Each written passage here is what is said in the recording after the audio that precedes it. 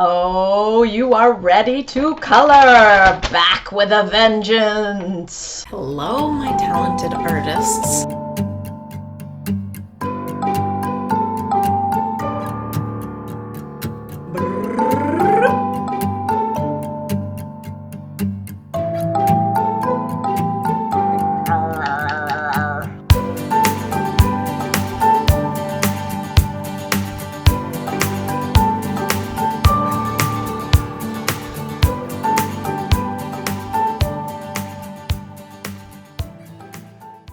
I want to show you how to blend while you're drawing, especially with something like marker, which seems like a hard medium to use to try to blend. But you can do it, and it looks pretty cool. So let's up your marker game. Most of you have markers. You can also do this with crayons and colored pencils. So the first thing I want you to understand is the color wheel. When you're blending, you can experiment on another piece of paper, but what you want to do normally is you want to pick colors, pick 2 or 3 colors that are analogous. Art word, analogous.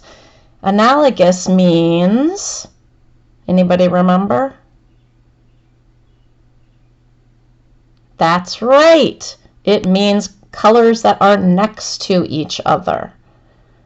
You'll see that word in math too, analogous. So, and I'm going to pick 3 colors that basically are analogous, but they flow. They can flow one into another. It really doesn't matter how you go. I could do orange, yellow, green, because orange is analogous to yellow, is analogous to green, as long as I keep it in that order.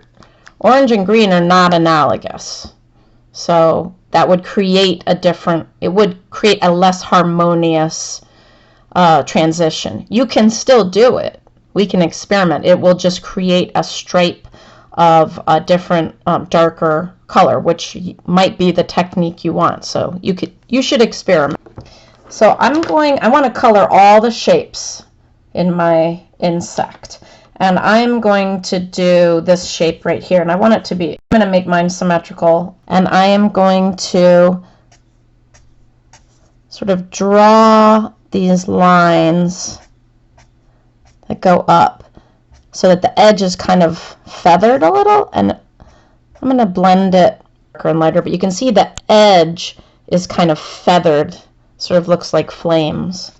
And then the next color, what's analogous to orange, I'm choosing yellow. So I'm going to go up, up, up. This is not, I didn't fan it so much because yellow is a lighter color. Let me show you what it looks like.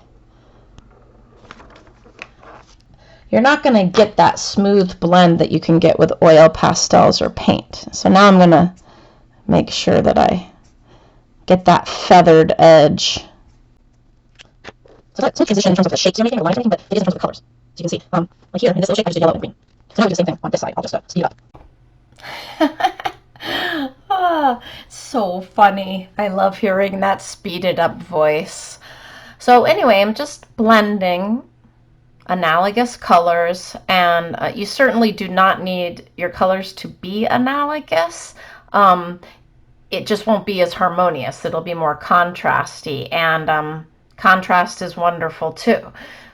So I really highly suggest that you experiment on another paper. So here I am blending the main part of the body. I want you to color in all the shapes of your creature, and it does not need to be an insect. It could be a monster or an imagination animal. I know some of you don't like insects. I do, though. The next technique that I want to show you is creating a texture. So the first thing you need to do is to pick 2 or more colors. I'm going to use 3 colors. I'm going to use green, it's a light green, blue, And then I'm going to actually pick a dark green. These are, again, analogous colors, but I suggest you experiment on a scrap paper to see what happens if you blend non-analogous colors, but you might like the results, so experiment.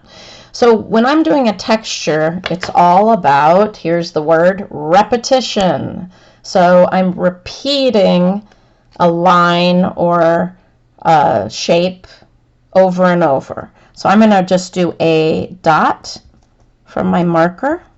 You can see that I left white space because I'm going to fill it in with my other colors. I'm going to continue to repeat that dot. I want a new color, so I'm going to pick either a different shade of blue, or what's yellow and blue make green. That would be a color that I might like. Maybe I'll try yellow. Just squish in. Now, because yellow is lighter, I can worry less about covering the other dots, although it does change the color of that dark blue into more of a dark green. But I can get a nice full coverage, cover all those dots. I'm not going to ask you to color the background, but your symmetrical creature should be filled in. So now you can see that I created kind of a cool texture just by repetition, repeating a dot.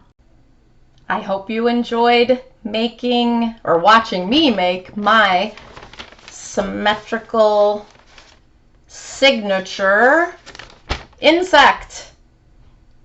Make sure you color it all in, and I'm looking forward to seeing what you guys create. See you online.